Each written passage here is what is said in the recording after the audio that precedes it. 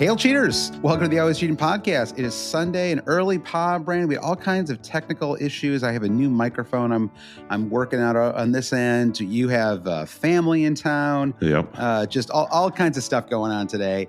And it's international break kicking off as of, I don't know, like 20 minutes ago. We are in the third international break of the fall, Brandon. It's just one too many, isn't it? Like, yes. 3 international breaks in 2 months. I'd argue it's too many. Yeah, I would. One will do. Thank you. Yeah, exactly. But I complain about this literally every single time. So I'm not gonna. I don't have the power to change this. So I should just roll with it. But instead of you complaining or us complaining about the international break, we've decided to celebrate on this episode, and we're unveiling a new feature, the Quarter-Season FPL Awards presented by Always Cheating. I feel like we've done a lot of mid-season ones, but it was too early to do another Kings of the Game Week, our little reviews of the top performers for each game week. And so we thought we'd roll out the Quarter-Season Awards because it doesn't really make sense to, things like there are too many unknowns ahead of game week 12 2 weeks from now, right? Like, is Saka injured now?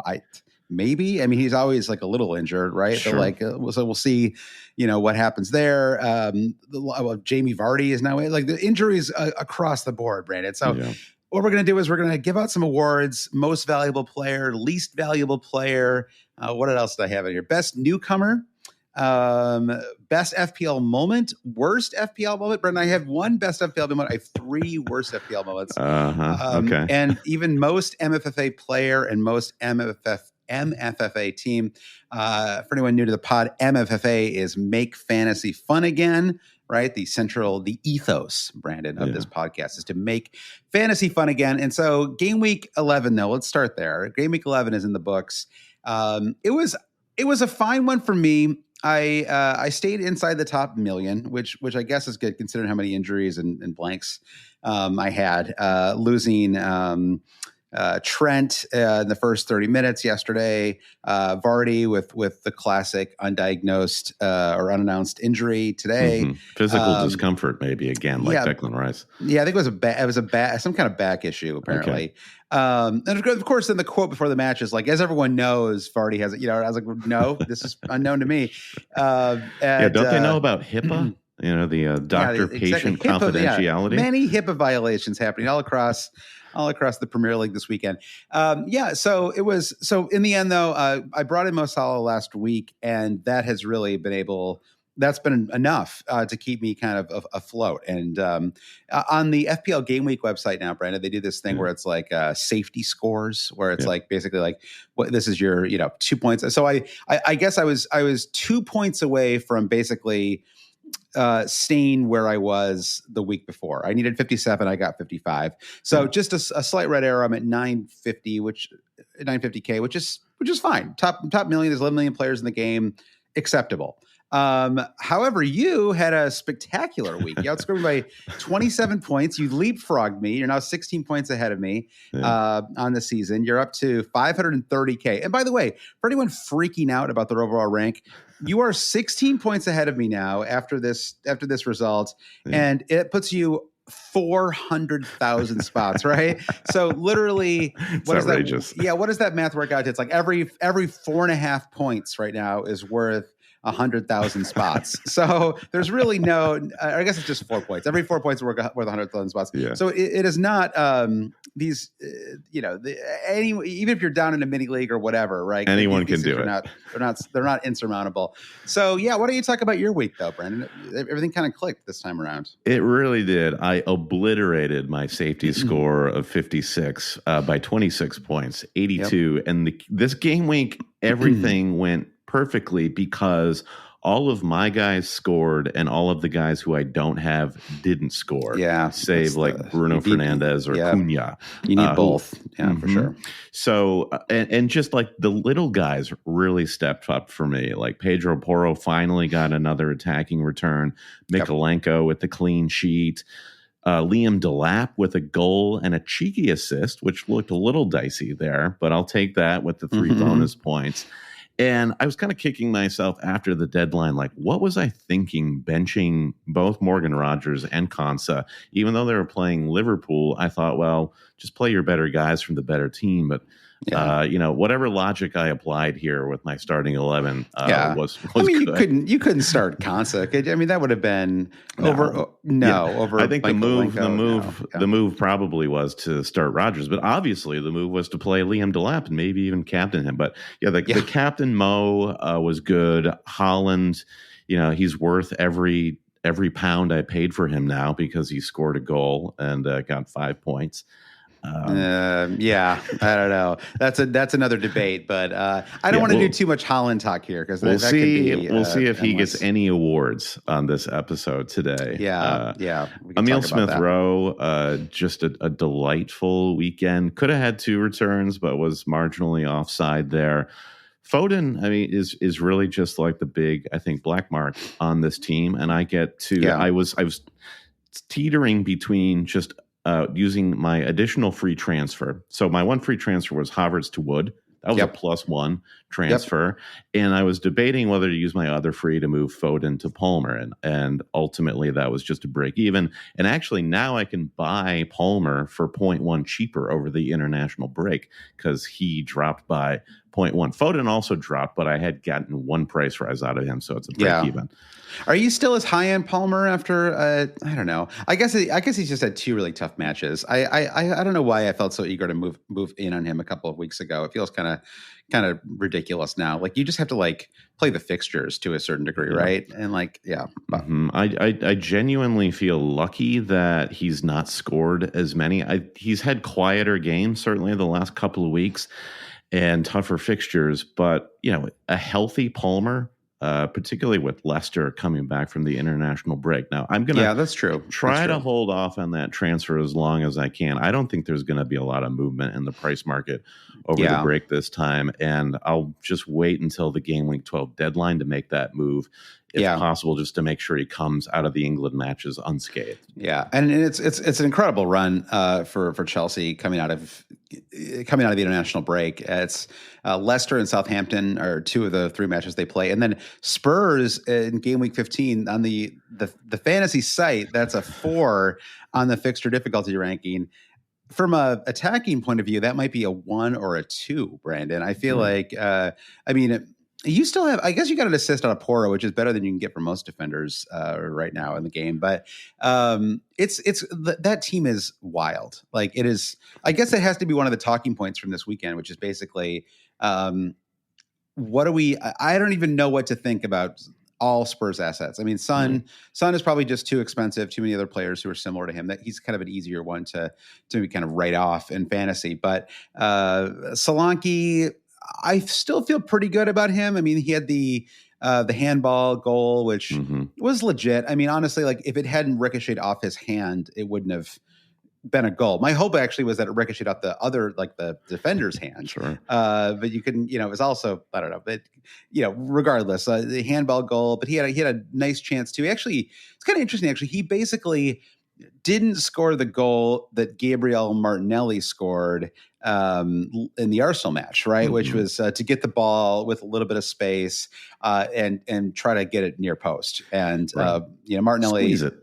Yeah, squeeze it. And Martinelli did a great job with it. And Solanke, I guess I think he might have tried to go far post there instead of going near. And I feel like that's, he had to pull a Christian Pulisic in the 2010 World Cup, Brandon. He had to go, he had to roof it, right? That's the move right there. Right. Always go roof. Yeah, always go roof. Exactly. So regardless, I think he's fine. And Porro, I mean, I imagine if you wild card, you probably would drop him, right? Yes, I would. Yeah, Spurs, the cliche just continues to ring true about the Spursiness of Spurs. And they go from one week being, close to the best team in Europe to the next week being completely inconsequential in their attacking performance. And, our friend Chancer Dan on Twitter, who's a massive Spurs fan, was saying before kickoff, this is our best 11 out there, save Mickey Van de Ven. And so it's not like they're short of personnel. So it's just, and playing at home too, it's worrying for Spurs. But I can't remember if I said this a couple of weeks ago or if I just thought it when I was watching them play, but from an entertainment standpoint, they might be like, if you're like a neutral looking for a club and I don't mean this like in a mean way, but like if you're a neutral looking for a club and you don't care about winning the league and you just want entertainment, right? Or like winning the league is not the highest priority for you, and you just want entertainment. You could do a lot worse than be a Spurs fan, because every single match is exciting. Like you genuinely, like they could beat anyone, they could lose to anyone. There are always going to be several goals. It's like wildly unpredictable every single match, and as long as your goal is not to win the title, I think, and I know it sounds like I'm like negging them here, but I'm actually, in a weird way, not, because a lot of people who are sports fans just want to have fun watching sports, and they don't necessarily, I mean, obviously, like winning is the name of the game, but like for some people, like, it's like the second, like, I guess I'd rather watch Spurs matches in general than like a lot of these Man City second half of the season performances, for example, the last few years, right? Where they just, once they get a 5 or 6 point lead, they just 1-0 everybody until the end of the season, right? It's ruthless and effective, but not super entertaining, right? Like if you're like a 11-year-old kid, like I'm not sure that like that's what I really want out of a match, right? Yeah. It seems what they're missing really is just like a grown-up in the middle of the field that can marshal everyone and help keep everybody sane. And maybe that should be a role that James Madison should grow into, but he can't even get into the team right now. So that's like my main concern for Spurs. I just realized, Brandon, we can see the chat right here in Riverside. Okay, that is the one nice thing about this new link. So if you want to chat with the cheaters, Brandon, you can join it. If you're listening to this on in podcast form for future pods, Brandon, you can chat with the cheaters, and we might actually see it. Otherwise, it used to be I'd have to have like a little like a second screen up here. Yeah, it'd be hard for me to follow what was going on. It's like the old work thing of like I can't see any of your questions in Teams because I'm running the PowerPoint right now. So really, this isn't so much of a dialogue as it is a monologue. And that's quickly off topic here. If you had to rank Teams versus Google Hangouts versus Zoom, what's your ranking of those three? Oh, I guess, I don't know. I use Microsoft Teams so much every day, so I think I've adapted to it. So I'm fine with it. Yeah, I'm fine with Teams. I would go Teams, then Zoom, then I don't know. I never use Google Hangouts. So okay, I don't know. We use Hangouts a lot at my office, and so I would go, but I don't really care for it. So I would say I would go Zoom, Teams, Hangouts. I guess that would be my The awards trio. are already flowing here. They are, exactly. The quarter-season awards gold, ceremony. Silver, and bronze already allocated. All right, so let's see. What else do we want to... Oh, so Man City. We talked about Haaland briefly. I actually don't think that... Haaland is in a weird spot where he actually doesn't appear in the awards section because it's like, on the one hand, he has had what is kind of a disappointing season, right? But on the other hand, he has like 11 goals on the year. Yeah. Like you cannot call him like the least valuable player. Like you maybe aren't getting 15 million worth of returns, but he has been honestly quite good. And he even scored again today. As a non-Haaland owner, it was that yellow card at the end was the stuff that dreams are made of, you know? Yeah, it was like minus 3 points because I think he was on for 2 bonus at that time. 2 or 3, yeah, exactly. Yeah. So it was, but you know, the Man City in general, though, it's a disaster. I mean, I had Guardiola. I've sort of gotten away with it. I've only had him for 2 weeks. This will be my 3rd week, and got the clean sheet and 3 bonus in 9.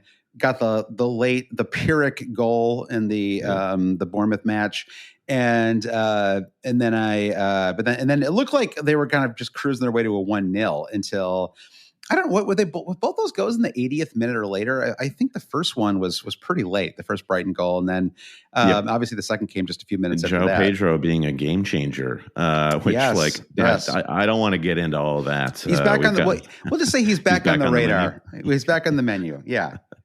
Yeah, the thing with Haaland is it's what do you think is going to happen with Man City? Do you think that they're just going to be like this for like an indeterminate period of time?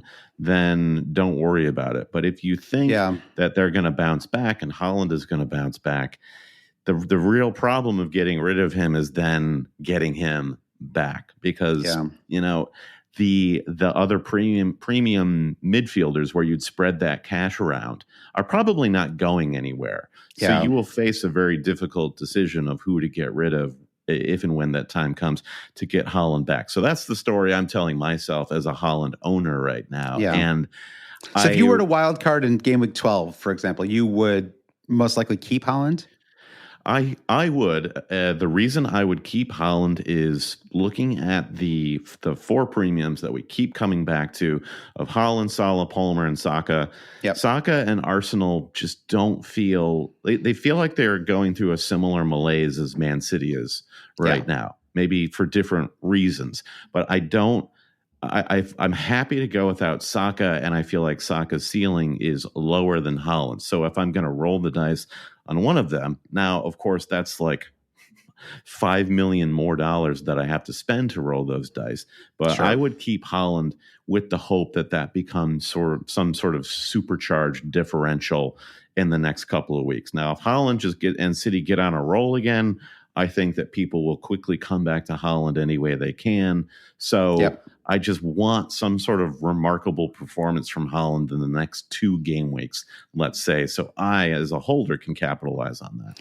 Yeah. I mean, it does feel different than the last. They've had slow starts the last couple of seasons and won the title. And so I wasn't really feeling super down about them at the start. But now they look old, and it feels like, and like the Foden thing is officially like a problem now, right? I mean, it's like they just can't, they can't like, and I think even if I sort of bring this into couch it in fantasy terms, right? It's like there's just like no, they're like he's not helping that squad enough, and so it means that Haaland is basically like one chance, like he's like Chris Wood out there. It's like he's going to get one or two chances a match, right. And he's he's excellent at those chances. He's big and strong, and like if the ball falls to him, he's most likely going to score. He's had a couple of shakier moments recently, but he's still more or less delivering.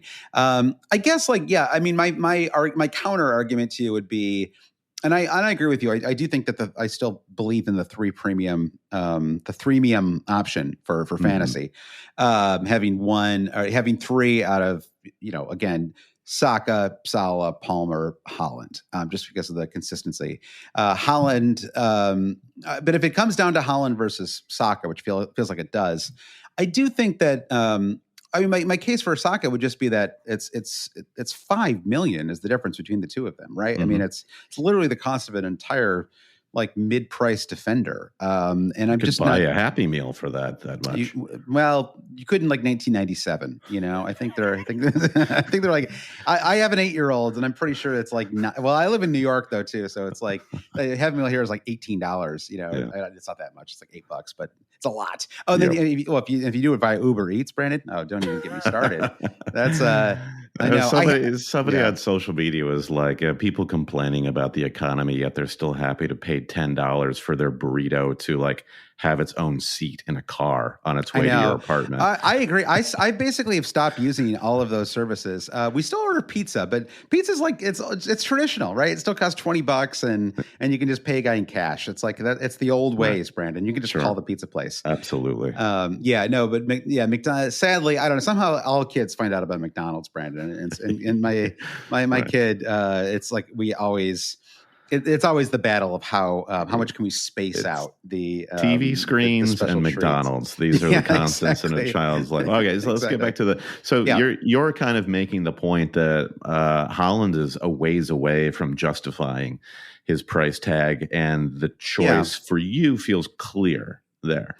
Well, yeah, clearer. I mean, especially now that I brought in Salah. It's just like you said. I mean, but the thing is, like, okay, yes, right. Once you've dropped Haaland, it's hard to get him back. But having dropped Haaland a couple of weeks ago, I'm just not feeling a strong desire to get him back. And I think, that's where the Foden thing comes in, because it just doesn't feel like they have enough kind of game changers in their attack right now for teams to do anything but. It's like in basketball or something where you just double and triple team the center, right? It's like you sort of, if he's the best player in the squad, right? It's just like you sort of whenever Haaland is anywhere near the ball now, it's just they just that box is so crowded, right? And there's there's no reason for them not to, right? Because they're not getting enough from the wide play, right? Jack Grealish is, is he's out injured right now, right? Is that what's going on with him? I can't remember. Grillo. Yeah. How's Grillo doing these days? Yeah. Let's see. Yeah. Who do you think shot first, out. Han or Grillo? He's been out since game week 9. Go ahead. The attack feels very one-dimensional for them. I mean, obviously De Bruyne being back and getting some minutes this weekend will be the most optimistic view. Right. But they conceded 2 goals once he came on the pitch. So sure. Yes. Yeah. You were minding the clean sheet store there, and I was looking for goals. So right. Yeah, fair enough. And if you watch Man City, you're not going to have it both ways. You can have one or the other. You can't have both. And At least, like, if you're talking about the low block and the crowded box and sort of breaking through, and like you called it, the one goal that Haaland scored this weekend was when he was actually given a pass to split the center backs. Right. And that's how he got in and got his goal. So like they just need to find ways to open up the pitch. I know. I'm a little surprised that Gvardiol was setting up in a little more of a back 3. Maybe he got a little more freedom late, maybe, but I feel like turning Gvardiol into oh my gosh, Cancelo, was that his name? Cancelo, the former left back. Sure. Like, I mean, obviously he completely fell off at the end of his Man City run, but remember, like prime Cancelo was incredible, right? He was, it opened up so much space on the left, right? And I feel like he was like Trent in that way. Like his range of passing was something like if you had both De Bruyne and Cancelo on the pitch, like you could basically serve the ball up anywhere you wanted to.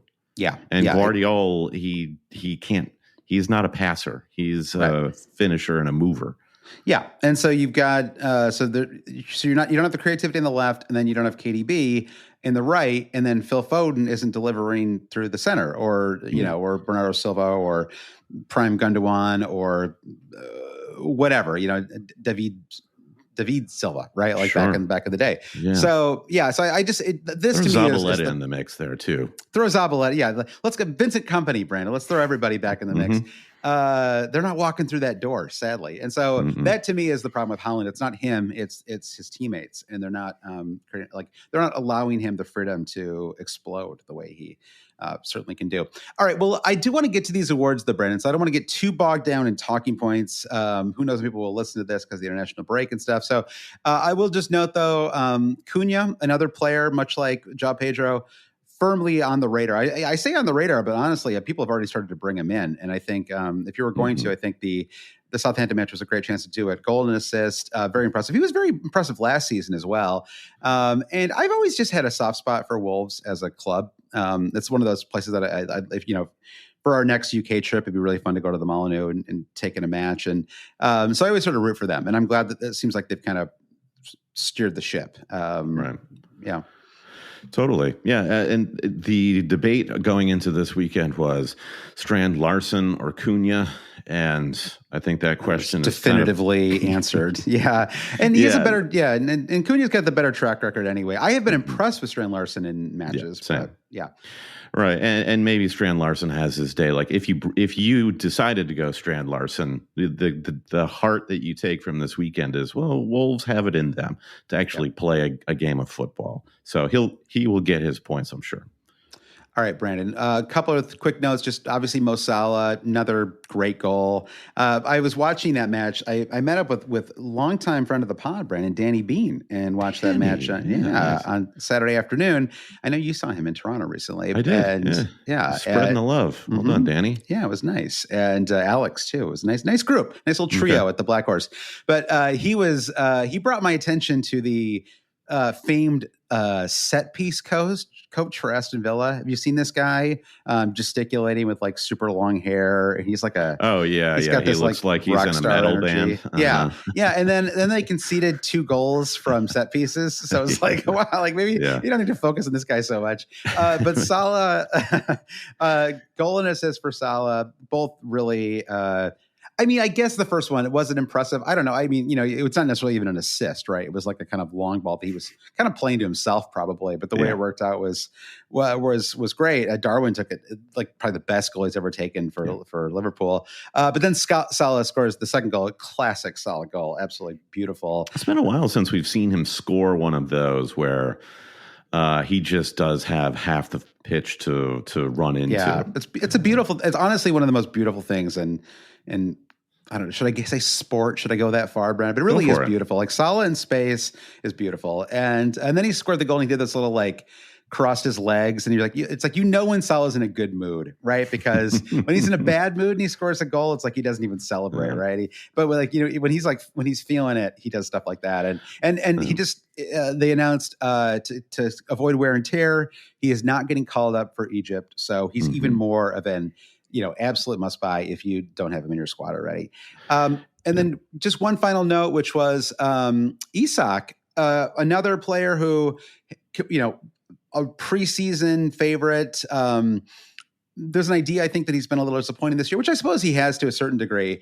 But 3 goals and 1 assist in the last 3 matches for Isak. 8.4 million, so he's actually down 0.1 from his starting price. And they have really good fixtures ahead. They've got a couple of home matches out of the break as well, so including one at West Ham, which feels like a good opportunity for him. So I think if you wanted to be a little bit different, like if Saka is injured, I have all this money right now because I've been freeing up cash for Saka. If Saka is injured and Vardy is still out, then I might even consider going Isak as soon as game week 12.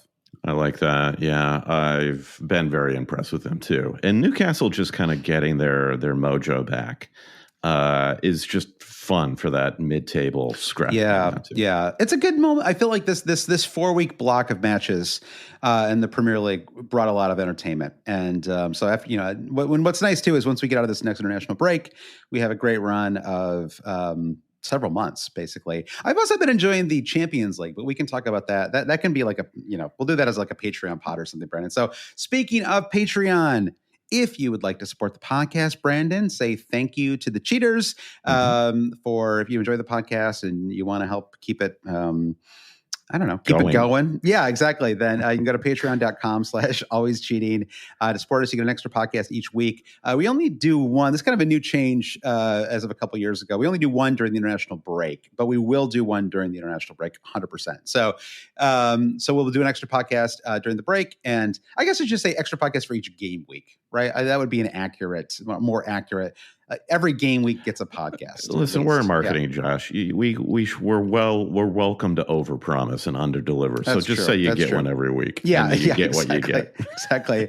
So patreon.com/alwayscheating is where you can go. I did want to also shout out the Always Cheating Super League, Brandon, because we haven't had a chance to, because there's been some Monday matches recently, and I don't like to read the Super League during when there's Mondays, because I feel like it just changes things so much.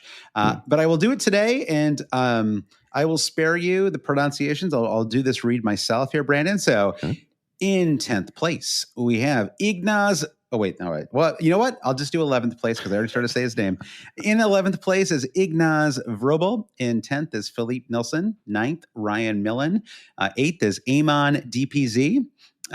In 7th is Thelma Tislov. Ooh, interesting. Maybe related to Tomas Tislov. That would be incredible if that was true. It's possible. It's possible.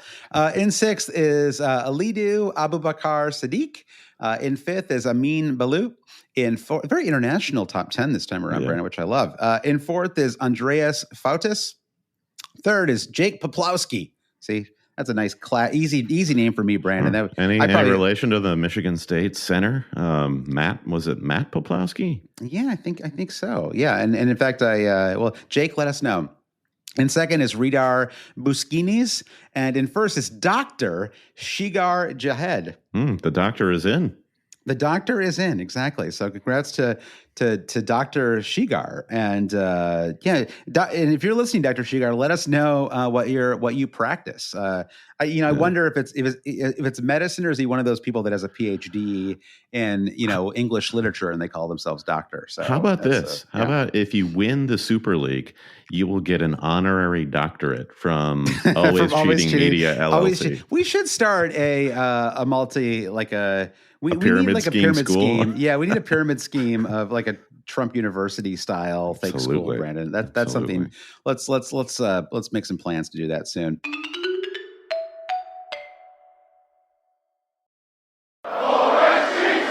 All right. Well, let's move on then, Brandon, to the always cheating FPL midseason awards. Are you ready? Okay, let's do a little drum roll. Fake a little fanfare. Yeah, let's go. All right. So kicking things off, I tried to keep things. We're not going to focus on the negative here. I mean, I have some. We do have most of these valuable players, but some of them are maybe they're a little unfair. You tell me. But most valuable player, Brandon. And there's different ways to look at this, right? Is it this is almost like the American like baseball MVP, right? Is it the player who has the best overall underlying numbers, overall performance? Is it the best player in the best team? With fantasy, obviously, it's a little bit different. I initially actually had Chris Wood here, and then I decided I just couldn't do it. Mo Salah has to be the MVP of the season so far. 8 goals, 6 assists, 21 bonus points, 12.5 million. So expensive, but 2.5 million less than Haaland, right? At least, in terms of starting prices for the season. So I think that he's been just a consistent, reliable captaincy option all season long. The squad has been fun. So even if you're looking at this through like a make fantasy fun again lens, that Liverpool squad has been fun to watch this year, right? There's been, and sort of the central attackers and the midfielders have come and gone a little bit over the last handful of weeks, right? Jota got his inevitable injury, and Diaz's form has gone back and forth a little bit, but Salah has remained. He's been excellent. So I think that he's the MVP. I do have 2 runners up for you though, Brandon. I've got Chris Wood. So there he is. He does get some shine in this pod. 8 goals, 0 assists, Brandon, but 15 bonus points, which I think is extremely impressive. He's basically averaging 1.5 bonus point to start the season per match, and 6 million starting price, now 6.6 million. So an amazing enabler price. I had him for the first several weeks of the season, helped me get off to an okay start. Dropped him inexplicably.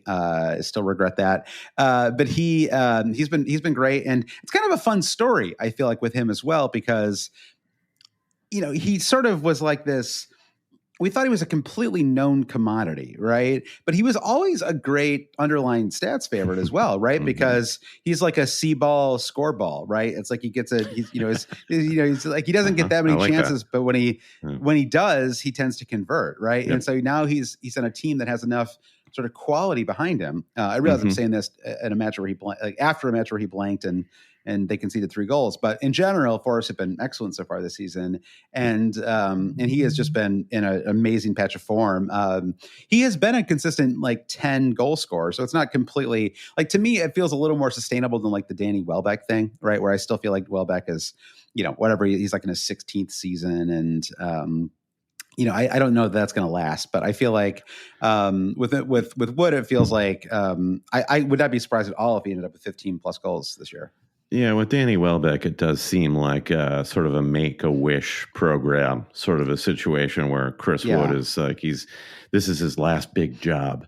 And he's making the most of it. Yeah, and so is Welbeck, to be fair. I mean, he has been great too, especially and sort of keeping it going even with João Pedro out too. I think is maybe extra impressive.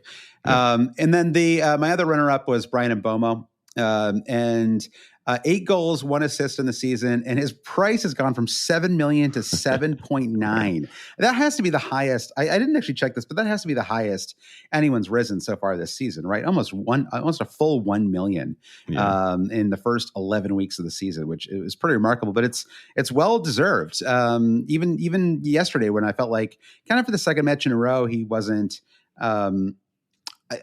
super impressive, but even that match he comes away with an assist, right? So just a super consistent fantasy asset. Yeah. I think we'll have reason to mention Cole Palmer later in this award ceremony, but Palmer, I think, gets into the MVP discussion with a shout just for making the game super interesting early on in the season. And that's interesting. I was guilty of just dismissing him out of hand before the season started because of the upgrade in his price to 10.5. Well, you went back and forth. Like in the very, very first pod, you were like first name on my team sheet. And then you had a crisis of something. Yes, that's basically me and FPL. It's just like a running crisis of confidence. But so he's not had his full say yet, and I think when we hand out the final awards at the end of the season, he might be right there at the top. Yeah. So let's go to our least valuable players now, Brandon. The winner for me, and I think this is I don't know if this is controversial or not. You tell me if you think I missed anybody here. Okay. But I think the winner has to be Kwanzaa, who started the season and you were like, oh my gosh, opportunity to get in on a 4.5 million. A 4.5 million Liverpool central defender, got all of these starts going into the preseason, comes on to start the season. Brandon gets 45 minutes, leaves the pitch at the 45-minute mark of the first match away to Ipswich, has not been seen again. I guess he's been literally seen, but it's not after that match too. The manager comes out and says, well, that was a tactical decision because I don't like him anymore. Yeah, he was like, something happened. I don't know what happened in those 45 minutes away to Ipswich that made him completely lose all faith in Kwanzaa as a fantasy. Are you familiar with this documentary about Zidane? I think it's just called Zidane, and it's many different cameras around the pitch where he was playing for Real Madrid, and they just capture his every movement, and it's soundtracked to the great Scottish post-punk band Mogwai, right? Right. I think they should do a similar documentary with that 45 minutes with Kwanzaa, and let's see what would be. What would be the band? What band should soundtrack that? Like the Benny Hill or something like that. Yeah, I mean, but it's almost like it'd almost be funnier if it was also a like Mogwai type band, but it was just that like really cool atmospheric music of him just like misplaying passes and just like doing nothing, standing stock still for minutes at a time. I mean, he got. I mean, like. It wasn't like last year he was like this superstar, but he got 1,200 minutes last year, like 1,200 minutes in the Premier League, scored 2 goals. And yeah, this year, 45 minutes. And that's the last we've seen of him. So, and he has dropped, by the way, from 4.5 million to 4 million. So should there ever be a center back crisis, he could still redeem himself at Liverpool. Yeah. But maybe he'll be like 3.8 by the time, people actually want to bring him back in. Totally.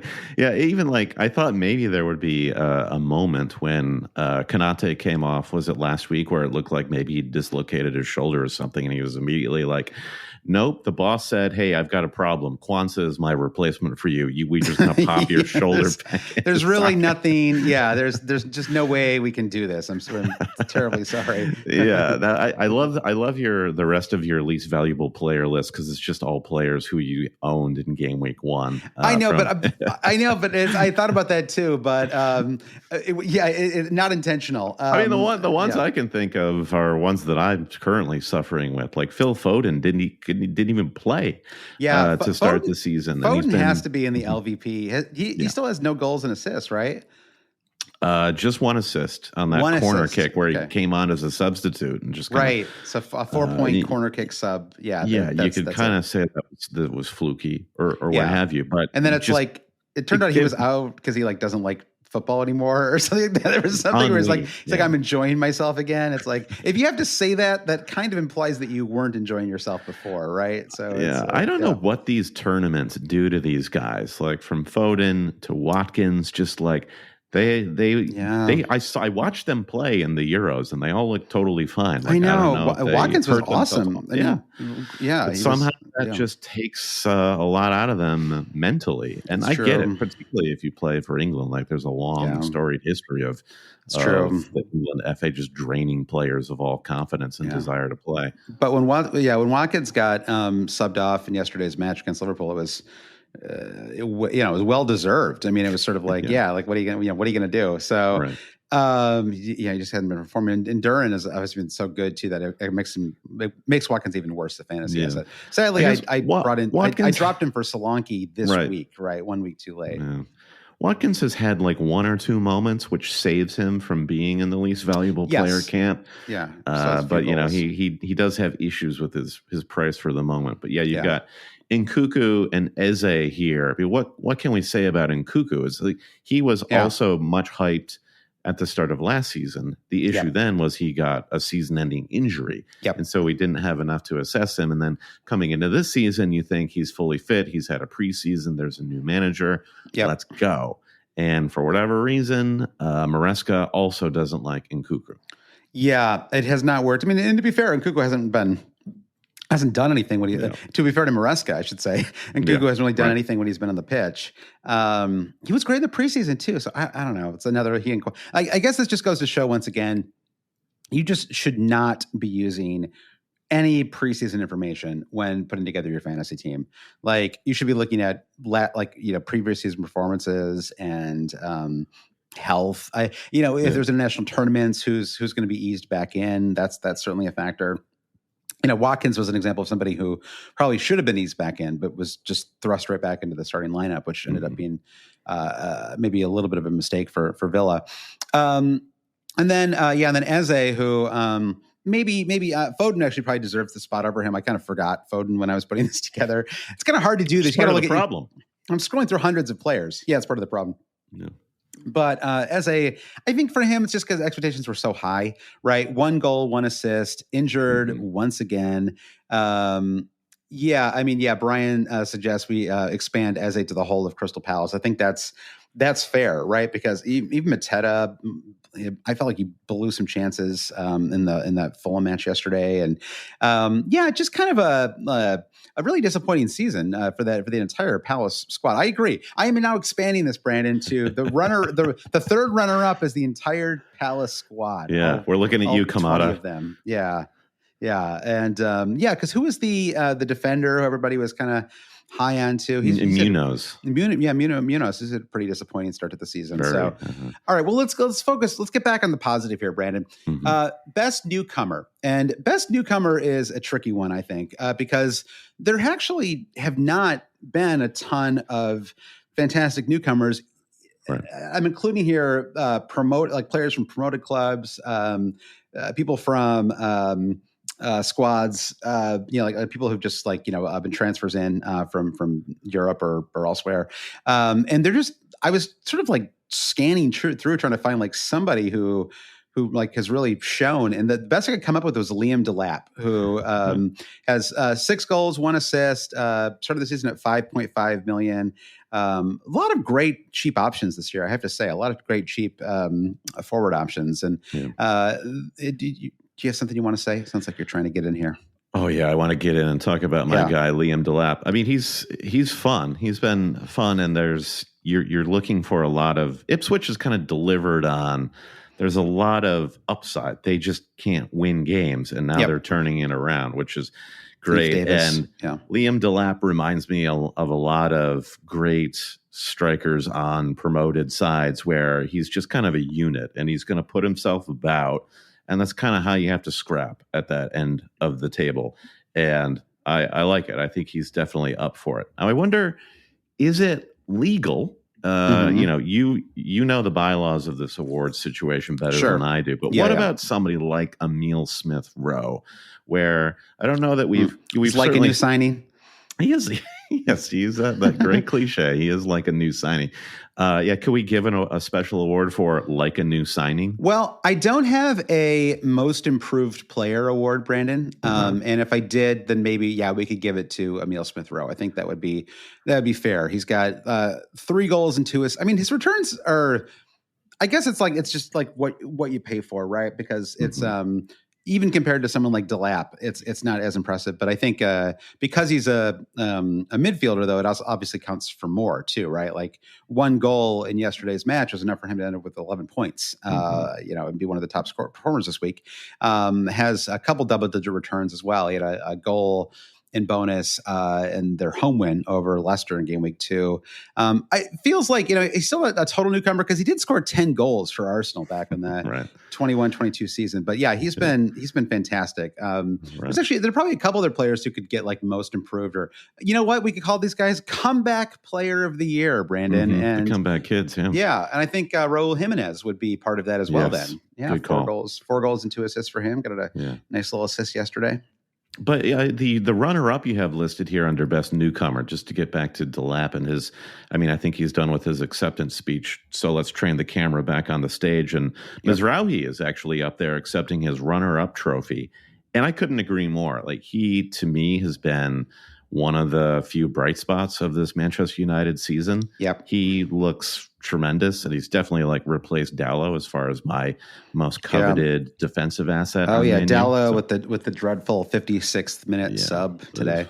Yeah, but he's looked really strong and attack minded and solid in his challenges, and really like him. I think he's got a lot more to say this fantasy season. Yeah, it was a shout out in the chat, Milenkovic for Forest as well. The Forest, they have a little bit of like a Brighton problem for me, where their squad changes so much, and I don't necessarily always want them for in fantasy. You know what I mean? So it's kind of hard for me to like really like rate them. Like I think like Minta, I thought had a fantastic start to the season.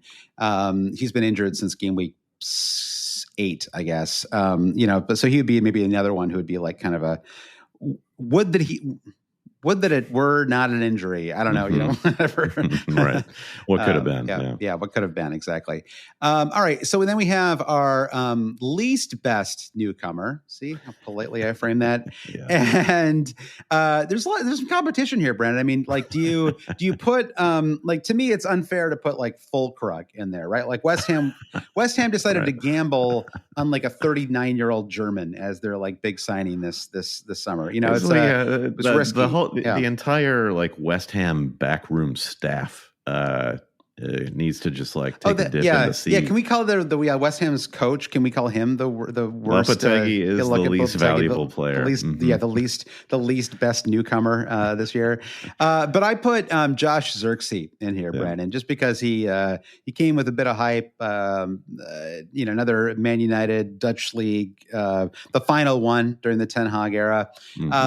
1 goal and 1 assist, so not outright terrible, but not great. And in my head, I was like, well, he must have been injured, or like but no, he's played in all 11 matches. Zirkzee has played in literally every Man United game, and I cannot tell you, I could not put together a highlights package of Zirkzee performances, sadly. Brandon. There would be a blooper reel, I think. And I kind of look at this Kwanzaa and I'm style, like, for what?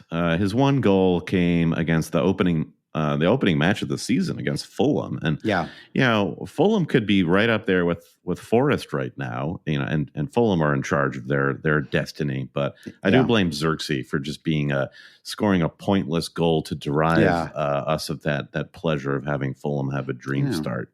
I also blame him for not having the name Xerxes. It's so close, Brandon. XER, XES could be, that could be the name.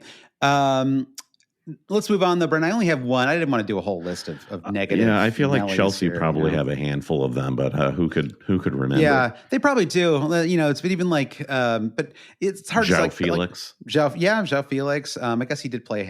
He was there for the second half of last season. That's true. Neto. I guess Neto's. He scored today, and nice goal today. Really, really nice goal.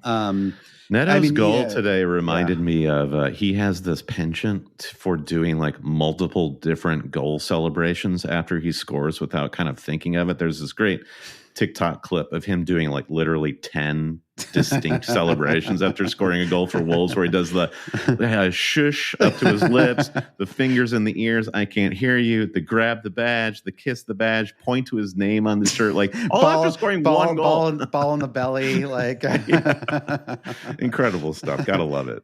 All right, well, best FPL moment is what I've got next here, and there's a lot of. The thing is about a best FPL moment is very subjective, right? Maybe it's up there with best worst performers or whatever. It's a little bit in the eye of the beholder. But I try to be objective here, Brandon. I think there's actually probably 2 moments from Cole Palmer that cracked the list here, and I would say the kind of runner up would be his West Ham, or not, excuse me, not West Ham, the Wolves performance, where he got 17 points. I think I feel like they were all like in the second half of that match too. And so the combined, the one combined game of the match of football, the first half of Cole Palmer versus Brighton and the second half versus Wolves, Brandon, are made up, I think, 42 total points for Palmer on the season. Absolutely incredible. But I went ultimately with Cole Palmer scoring 4 first half goals versus Brighton. I did not have him. You did not have him, sadly. FPL General, our buddy, had him, and obviously many others did as well. But it's always glorious when you get a ton of goals from one of your players and they are not highly or universally owned. And it's like every single goal just is worth 100,000 in ranking points, right? It's just like such a one of the great moments in fantasy. So I think that, I don't know if you could think of anything else, but that felt like was probably the highlight. It's the complete inverse is thinking about Haaland's start to the season, where he's scored a goal in their opening fixture against Chelsea, then 2 back-to-back hat tricks, then a brace, then another goal against Arsenal. And it was sort of like, how have we just forgotten about Haaland? Like, how bad did it have to go that he had that good of a start that now we're just kind of like, no, thank you. I'm done. It's just those bummer vibes coming out of Man City right now, unfortunately. And you can see them for sure. Yeah. I wonder, too, if we should shout out Salah's goal last game week against Brentford. The kind of classic, like the classic like shift, like top, like it was like a top bins kind of like. It was a top bins, and the reason I think of it is that was the goal where like that last week was that shift to Salah is the preferred captain over all the other options. Haaland, right? Haaland had blanked that week. And him scoring that goal late in the match really just did open up a world of fantasy possibilities. And you're like, yes, like we're all on the right track here. And I remember like really pumping my fist when I saw that goal go in. Yeah, that was huge. Yeah, and he was my transfer that week too. So that was kind of extra enjoyable. Against Brighton, actually. That was not Brentford.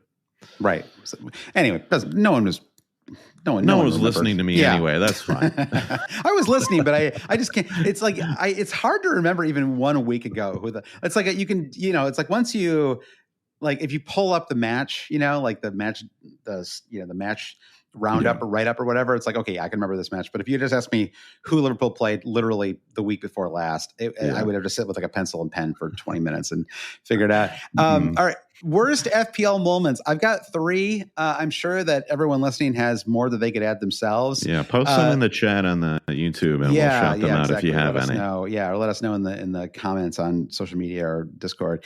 But the number one for me was the Saliba red card in the first half of the Bournemouth match. Yeah. It was just it was kind of like a 50-50 red. I mean, listen, there's nothing wrong with the red card. It was legit, but it's like they have not been given before, right? And and it kind of like you were in town, so we had gotten together to go to the bar.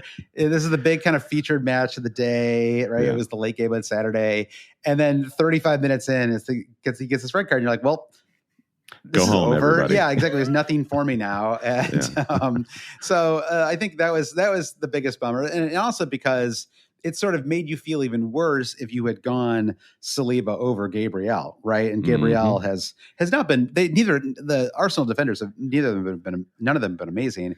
But I think that at least Gabriel has banged in a couple of goals, right? Whereas Saliba has just done nothing. No goals, no assists, only a handful of clean sheets even. So that was one. I think the second one, you and I didn't triple captain him for this one, though many did, and that's why I have it listed here, was Haaland with 1 goal and no bonus points in the Southampton match. I think that, in considering, I think it was like the highest XG he'd ever accrued in a Premier League match as well, and to end that match with 1 goal and no bonus was a moment of extraordinary bad luck for people that triple captained him.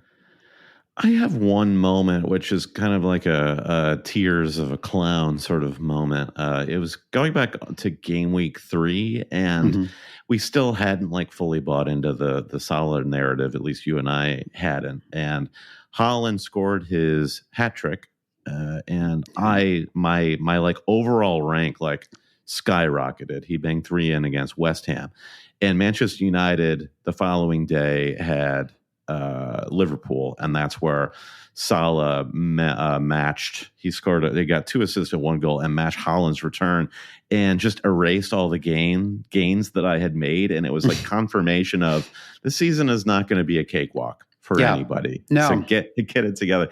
And I guess like it feels good, like starting this week to sort of like mount a comeback and get to where I want to be, thanks to Salah, actually. So there was a lesson learned there, but I just remember that very acutely of like, in John Wick 4, where John Wick makes it all the way up the steps of the what is that, Sacré-Cœur, and he gets knocked all the way back down and has to do it again. Yeah, that's a fun one of the great scenes in that movie. I think that movie's actually slightly over long. I know, but like it's I like it, but it's it might be my least favorite of the Wicks. My hot take on John Wick 4 is it's while cool, it's the first John Wick movie to think it's cooler than it actually is. Right. It's the first John Wick movie you might check your watch. That's like there's like a scene where he's one of these at the he's like there's like a scene where he's by the Eiffel Tower and he's got a motorcycle. And he must get shot, 175 times. But he just says like they were like, oh, you have this suit that looks like a normal suit but has like armor, and I'm like, well, like yeah, but then when like none of these professional killers like thought to shoot him in the face, or like all he's doing is just it made no sense. Anyway, a great line in Dumb and Dumber where they're wearing bulletproof vests, and Jeff Daniels is like, well, what if they shot you in the face? Yeah, they say that was a risk we were willing to take. That movie, I don't know if that movie has held on culturally, but if you're over 40, that movie has I can remember almost scene by scene. I cannot remember who Liverpool played last week, Brandon, but I can tell you scene by scene how Dumb and Dumber plays out. Yeah. All right. Well, anyway, our final 2 awards. These are just fun ones for the end here, Brandon, which are most MFFA player. So once again, the players made fantasy fun again, and the most MFFA team. Obviously, these are very subjective.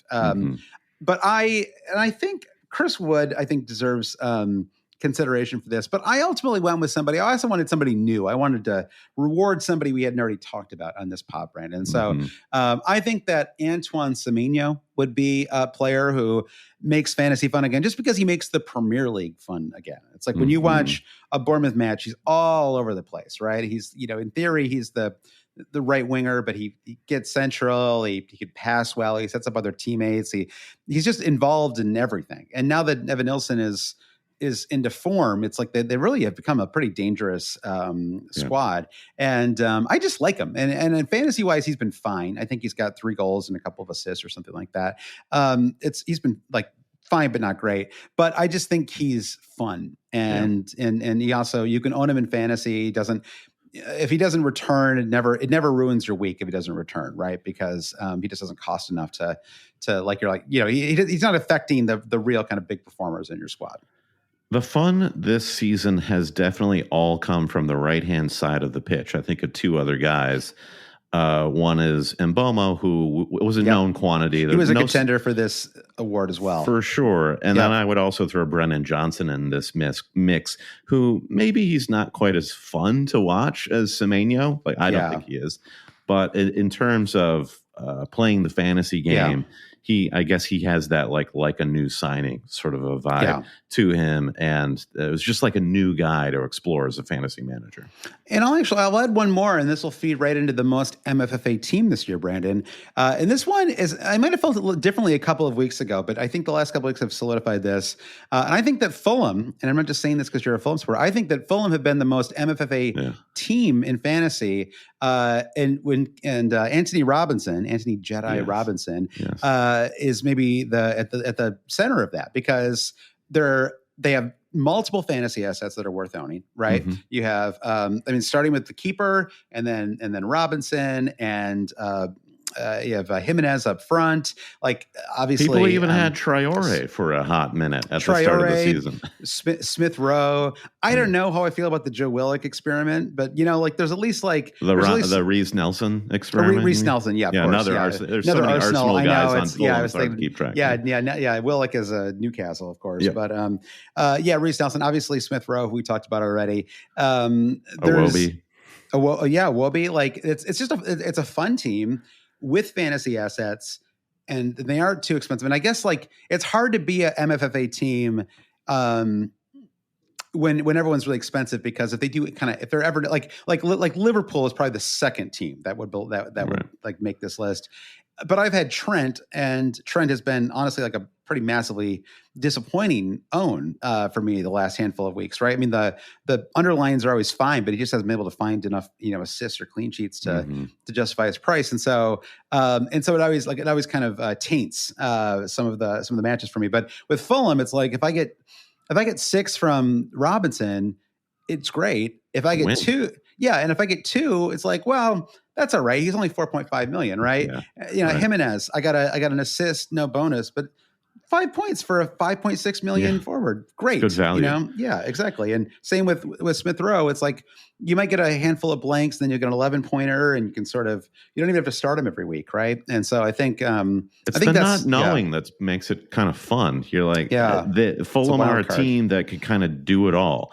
They can score, they can defend. You don't know how many they'll score or if they'll keep a clean sheet week to week, but it's all in their locker. And so having any asset, like, it just has this built-in sort of upside that you can always look forward to. They're up to, I just pulled up the table, they're up to 7th in the table too. Really impressive. It's incredible. And if you just think, like, going back to what I was saying about Xerxes, just if Fulham had taken 1 or 2 more chances, like let that late goal in against West Ham by Danny Ings, that was 2 points that they easily should have had. So, it's just great stuff over there right now. Yeah, fun team for sure. All right, Brandon. Well, I think we're going to wrap it up there. We'll do another pod next Sunday. That'll be our proper Game Week 12 preview pod. We'll have lots of injury updates, I'm sure, and maybe some international news to discuss as well. We'll have, another U.S. men's match under Pochettino too. At least one, probably just one by the time we pod.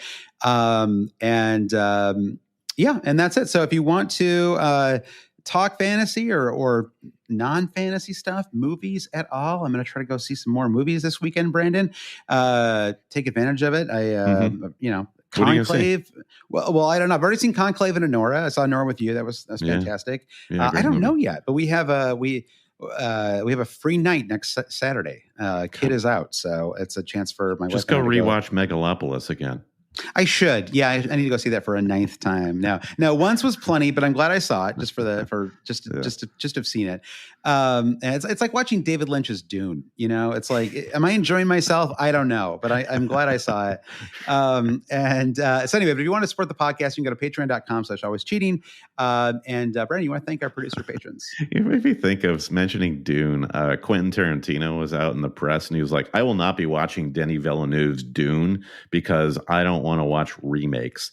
And I'm so annoyed with him right now. His whole thing. It's like, just why doesn't he just do the Steven Soderbergh thing where you just say you retire and then you just keep making a movie every year? It's dumb. It's dumb. You don't back yourself into that corner, but it'll just make his comeback that much more exciting. But anyway, some interviewer asked Denis Villeneuve, he's like, hey, have you heard that Quentin Tarantino won't be seeing your Dune movies? And Denis Villeneuve was like, I don't care. So listen, there wasn't a great payoff to that story, I admit, but there is payoff to joining our Patreon at the highest possible tier and becoming a producer. And as always, we like to thank our producer patrons: Mike DePietro, Trevor Ingerson, Dave Wegner-Lodal, our buddy Chris Howell, Andy Penn, Nick Wright, Lazarus Llanos, Jesse Halstead, Bruce Kerr, Brian Chin, Bob Kuhn, Ron Frost, Blair Jacobson, Todd Byerly, Andy Portlock, Dan Parsons, Terrence O'Donnell, Kerry Swanson, Jefferson Turner, as he does it, Francis Moore, Sam Shower, Craig Jackson, Caleb Robbie, Brian Clark, Thomas Tislov, Brud Jacobson, The Saint, Gareth H., Shalin F. Kadakia, Rishi Nigam, Noah and Louise, Travis Grant, Linus Vinnerstrom, Matthew Skinner, Ben Coombs, Eric Kite, Rune Sandberg, James Murray Wood, James C., James Holland, rounding out the 3 gyms. Also, Jack, and last but not least, Craig at Total Math Tutoring. We have a doctor at the top of the Super League and a math tutor at the end of our producer list. It's a very educated crowd here. You'll have to see. All happening in the Barclays Premier League, Brandon. All right. Well, thanks everyone for listening, and have a great weekend. Enjoy the international break. Take your family if you're a Premier League addict like Brandon and I are. go do something with your family. Just like don't lament the lost weekend. Think of it as a weekend gained for family time. Absolutely, and thanks everyone for joining us on the YouTube. This is, of course, on our YouTube page @AlwaysCheating. We'll see you there, and Josh, I'll see you next week. Sounds good. All right, bye guys.